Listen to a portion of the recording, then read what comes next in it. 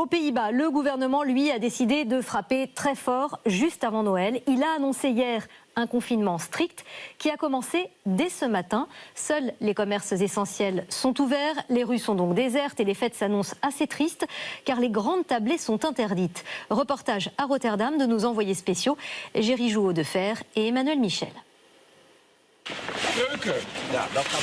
Il ne s'attendait pas à devoir encore fermer. Louis est le manager de 5 restaurants à Rotterdam.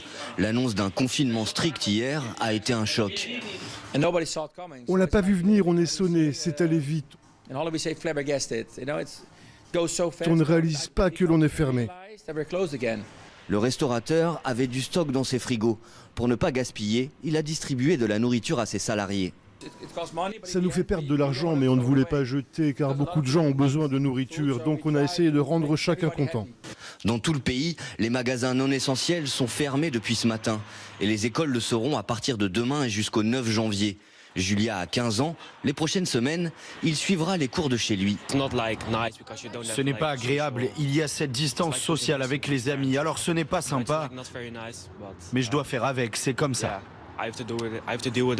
Ce qui embête le plus les Néerlandais, surtout en cette période de Noël, c'est la bulle familiale, imposée par le gouvernement pour les 24, 25 et 26 décembre.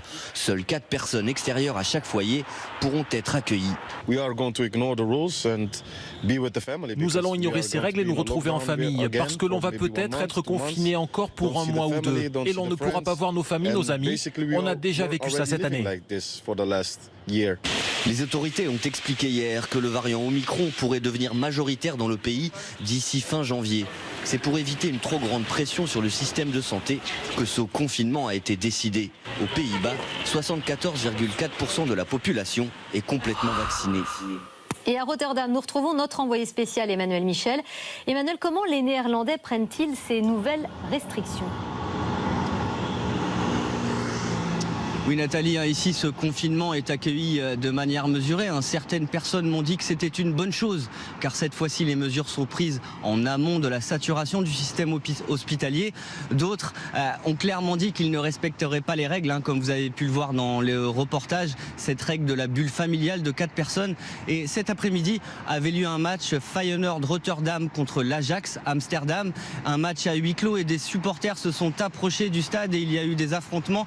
Je vous rappelle qu'en novembre dernier, lors d'annonces restrictives, des rassemblements qui dénonçaient ces privations de liberté avaient dégénéré dans plusieurs villes du pays.